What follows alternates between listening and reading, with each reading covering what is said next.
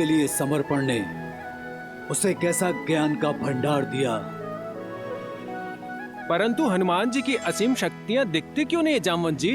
उन्हें ये सब स्मरण क्यों नहीं है? कई बार आयु से अधिक और पहले मिला ज्ञान और शक्ति अपने साथ दुष्प्रभाव भी लाती है। तात, मैं समझा नहीं। तुम्हें मिला श्राप, जिससे तुम अपना सारा ज्ञान भूल गए। श्राप? क्यों? कैसे? और किसने दिया जामवंत जी?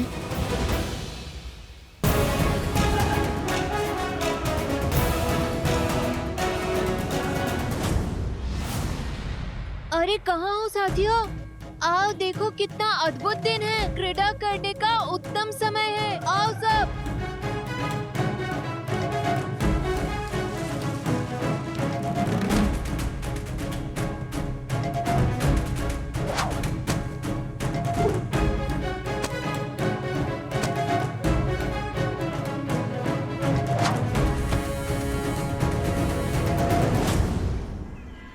आज तो मुझे इतनी भूख लगी है कि मैं चाहूँ तो पूरा का पूरा कटहल खा सकता हूँ। अरे कटहल तो छोड़ो, एक रसीला आम भी मिल जाए तो भी बहुत है। सपना बैठ के सोचने से पूरा नहीं होता। आसपास कहीं तो फल देने वाला वृक्ष अवश्य होगा। आओ खोजते हैं।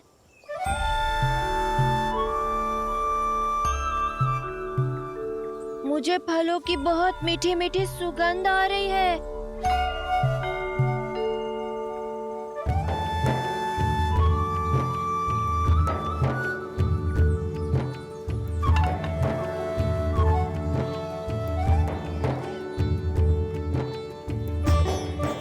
स्वादिष्ट लड्डू भी, कोमल कोमल मीठे मीठे नारियल भी यहीं कहीं है।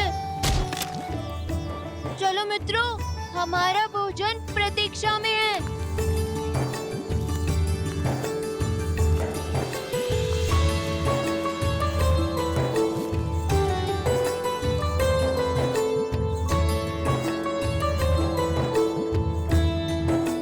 प्रणाम ऋषिवर। मुझे और मेरे मित्रों को बहुत भूख लगी है।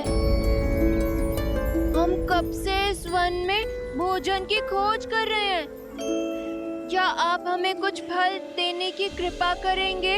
ये फल हवन के लिए है, हमारे प्रभु के लिए भेंट है। इन्हें हम तुम तुच्छ वानरों को नहीं दे सकते। किंतु सृष्टि के रचयिता को भला इन फलों की क्या आवश्यकता? वो सबको भोजन देते हैं ना, उन्हीं का दिया उन्हीं को लौटाएंगे। और धर्म तो भूखे को भोजन करवाने में है ना। उदंडी वानर, समझ नहीं आता? ये भोजन दिव्य है।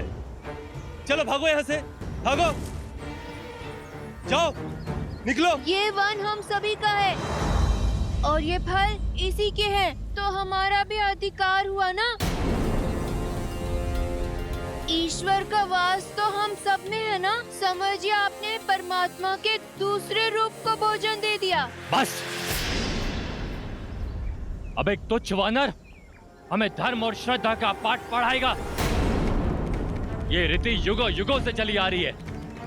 तुम जैसे तुच्छ वानर की बुद्धि में नहीं आएगी रीति। जो प्राणी मात्र की पीड़ा से विमुख कर दे, वो श्रद्धा नहीं, आडंबर है। यदि आपकी भक्ति सच्ची है तो ये फल इस वन के हर जीव तक पहुंचनी चाहिए। जब जीव भूखा हो तब भोजन भगवान को भी रास नहीं आता। तो साहसी वानर हमारी रीति और हमारे नियमों का अपमान करता है। इससे पहले मैं तुझे श्राप दे दूं। चले जाओ यहाँ से। यदि आपको संसार के हर जीव में हरि नहीं दिखते तो आपकी ये रीतियाँ अर्थहीन हैं। इसी क्षण मेरी दृष्टि से ओझल हो जाओ। तुम जैसे तिरस्कृत प्राणियों के लिए कोई स्थान नहीं है यहाँ।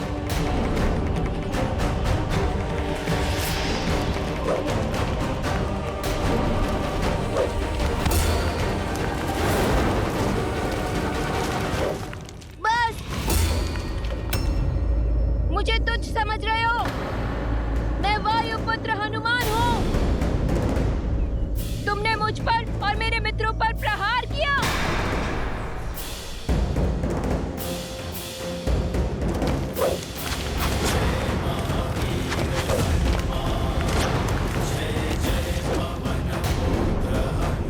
आओ मित्रों, इन ऋषियों को ऐसा पाठ पढ़ाते हैं जिसे ये कभी भूल ना पाए।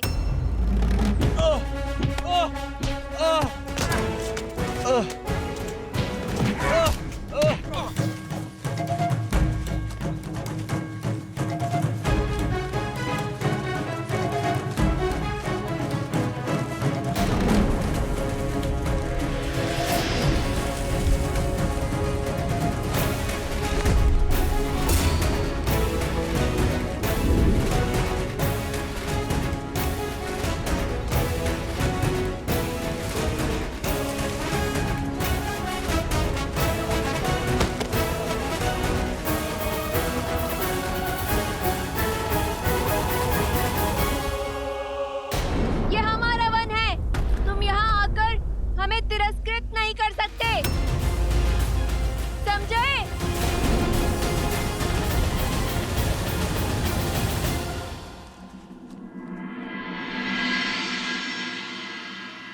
बालपन में कुछ अधिक ही नटखट थे तुम।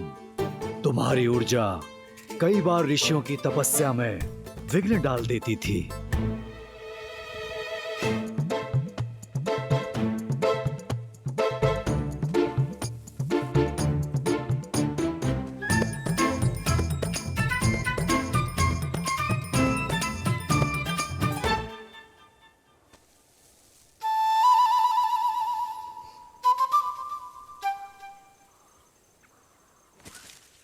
क्षमा करिए ऋषिवर,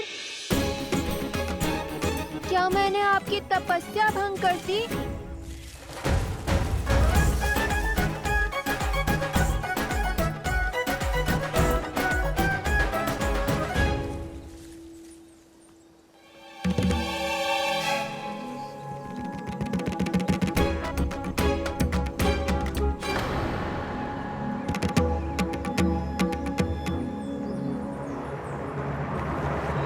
दुष्ट वानर, हमारी पूजा और हवन में विघ्न डालने का दुस्साहस कैसे किया तुमने? आप ऋषिवर अपनी रीतियों में इतने खो गए हैं कि उनके अर्थ ही भूल गए। रुको। अपनी रीतियों में इतने खो गए हैं कि उनके अर्थ ही भूल गए। अब इन वानरों का दुस्साहस और नहीं सहेंगे हम। मुझे आभास है कि हनुमान का जन्म अवश्य ही किसी महान उद्देश्य की प्राप्ति हेतु हुआ है, परंतु भय है कि उसके इस चपल और मनचले स्वभाव के कारण कहीं कोई ऋषि अत्यंत क्रोधित ना हो जाए। तो हमें क्या करना चाहिए? इतने दिव्य शक्तियों वाले बालक को हम नहीं तो कौन रोकेगा?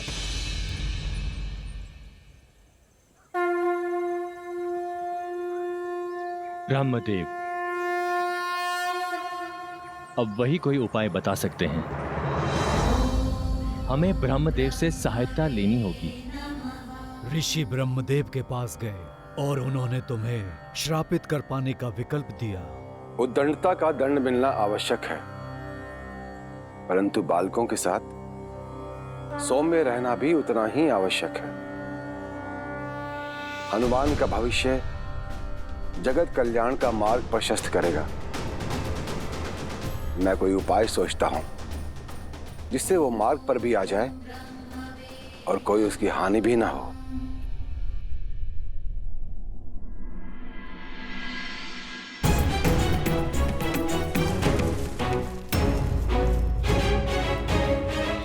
हनुमान,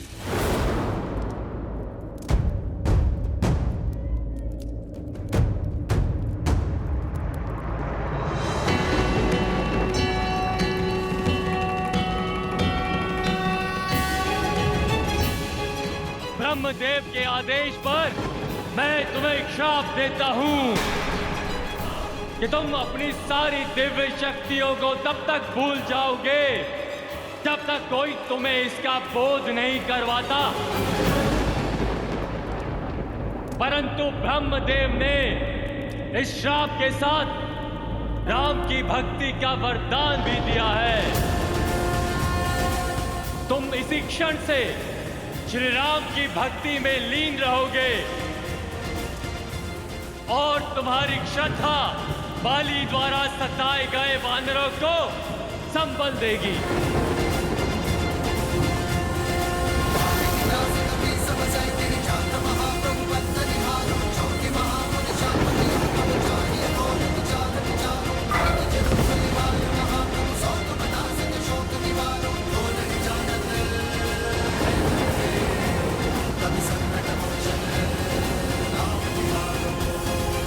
कुछ क्षण के पश्चात जब तुम जागे तब अपना बल, शक्ति सब भूल चुके थे।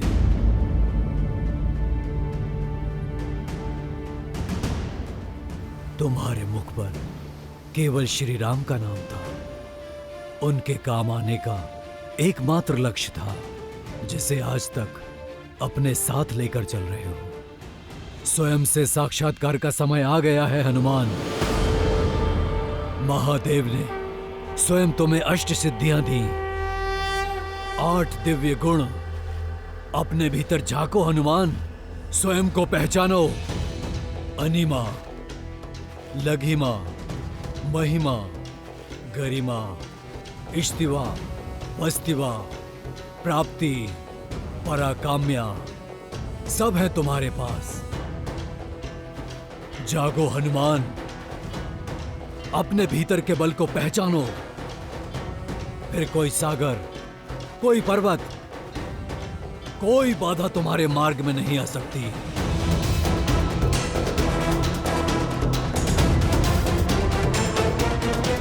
पवन पुत्र केसरी नंदन, शिवांश हनुमान, पहचानो अपने आप को।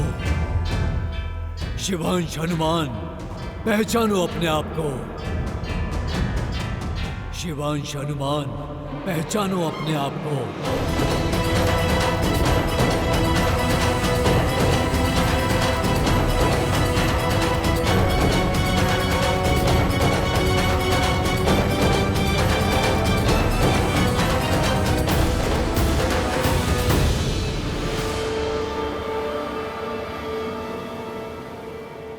श्री गुरु चरण सरोज रज, निज मनु मुकुरु सुधारी। बरनउँ रघुबर बिमल जसु, जो दायकु फल चारी।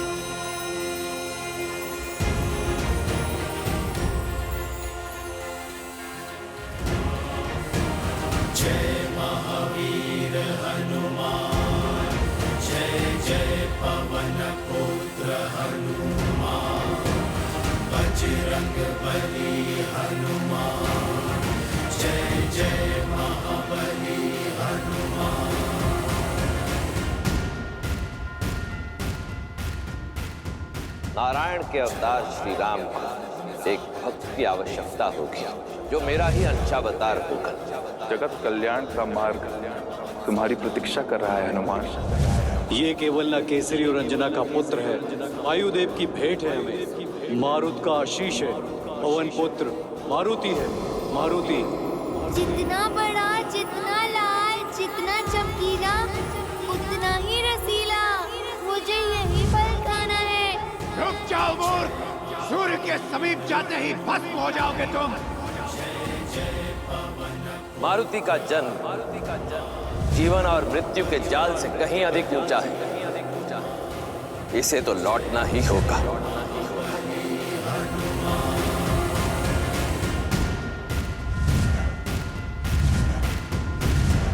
जय हनुमान ज्ञान गुण सागर, जय कपीस तिहु लोक उजागर। रामदूत अतुलित बल धामा, अंजनी पुत्र पवन सुत नामा। राम दुआरे तुम रखवारे, होत न आज्ञा बिनु। उद्दंडता का दंड मिलना आवश्यक है।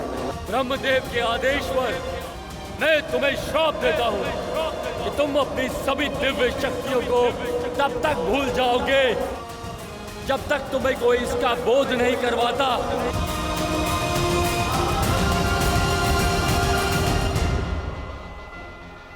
जय श्री राम।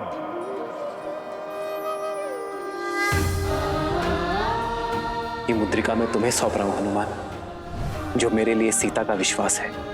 जब सीता मिले तो उसे ही मुद्रिका सौंप देना हनुमान।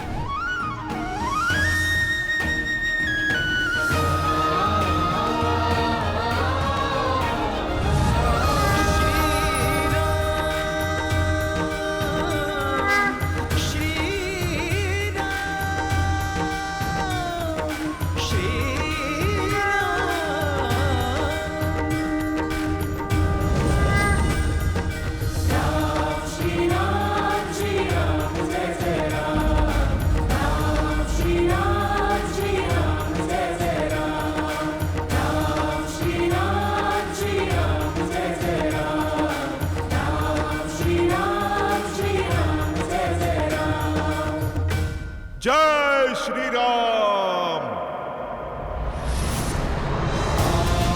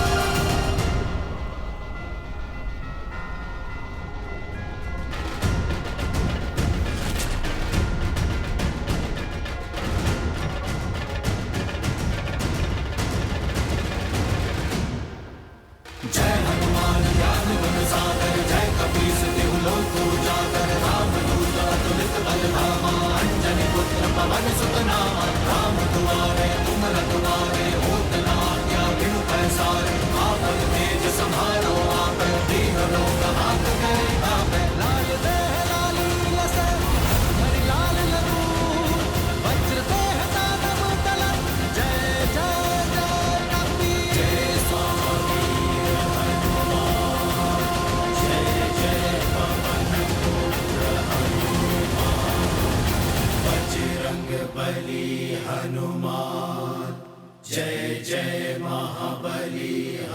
जय श्री राम। जय श्री राम। जय श्री राम।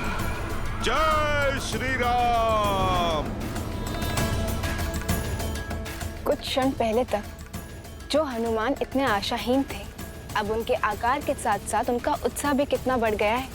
बढ़ेगा क्यों नहीं देवी। जब व्यक्ति का विश्वास बढ़ता है तो सामने आई कठिनाई स्वयं छोटी होती चली जाती है।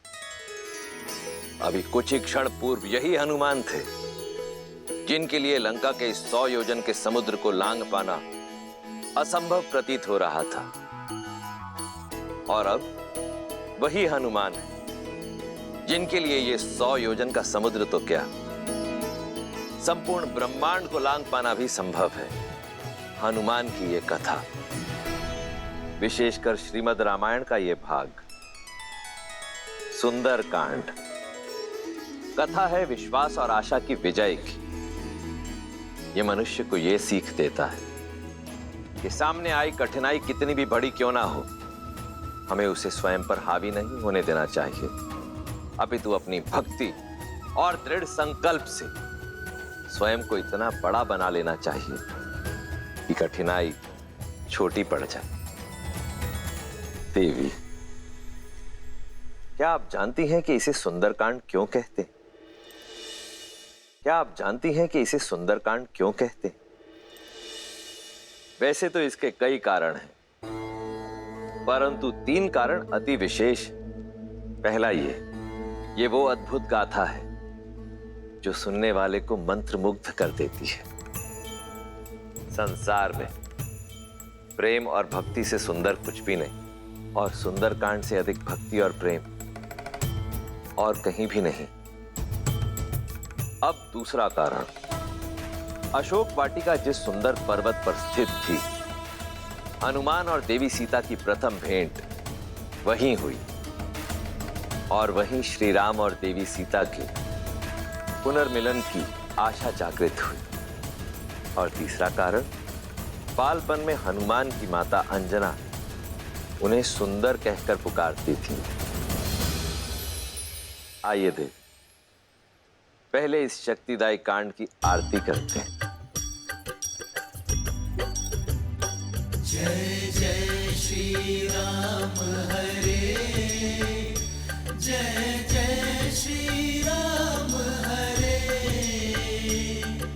सुंदर कांड की महिमा, सुंदर कांड की महिमा, सारे कष्ट हरे।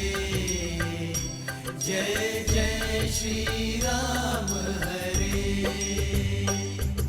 सुंदर कांड का वर्णन जो भी नर गाता, प्रभु जो भी नर गाता,